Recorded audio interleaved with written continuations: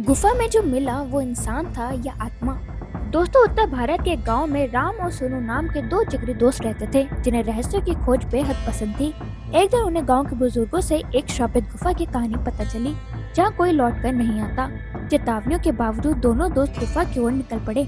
गहरे जंगल में छिपी उस रहस्यमय गुफा में कदम रखते ही माहौल डरावना हो गया। अंदर उन्हें एक घायल कुत्ता मिला जो असल में एक श्रापित बच्चा था। गुफा की दीवारों पर रहस्यमय चित्र बने थे और फिर एक आत्मा प्रकट हुई। वह गुफा की रक्षक थी। आत्मा ने बताया कि श्राप को तोड़ने के लिए कठिन पहेली सुलझानी होगी।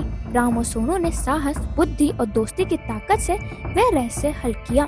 तभी एक तेज रोशनी फैली। कुत्ता एक बच्चा बन गया। उसका नाम था विवान, जो 1905 से गुफा में फंसा था।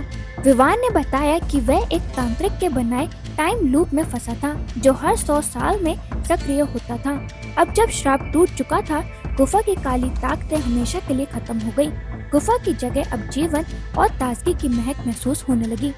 गांव लौटने पर सब हैरान रह गए। विवान ने 100 साल पुराने गांव की बातें बताई जो रिकॉर्ड में भी सच निकली। विवान को गांव ने अपना लिया और राम सोनू ने उसे भाई बना लिया।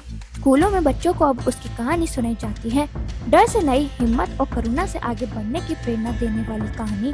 विवान के आने से गांव में सिर्फ एक बच्चा नहीं लौटा था, बल्कि इतिहास की एक भूली हुई कड़ी वापस आई थी। अब वह भविष्य की ओर देख रहा था और उसकी आंखों में 100 सालों का सन्नाटा और इंतजार भी था।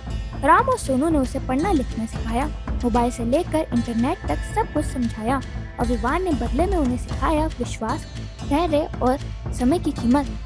तीनों की दोस्ती अब सिर्फ एक किस्सा नहीं बल्कि उस गांव की पहचान बन गई थी। अब उस गुफा को साहस की गुफा कहा जाता है, जहां एक शिला पर लिखा है या उन दोस्तों की कहानी है जिन्होंने समय, श्राप और डर तीनों को हरा दिया।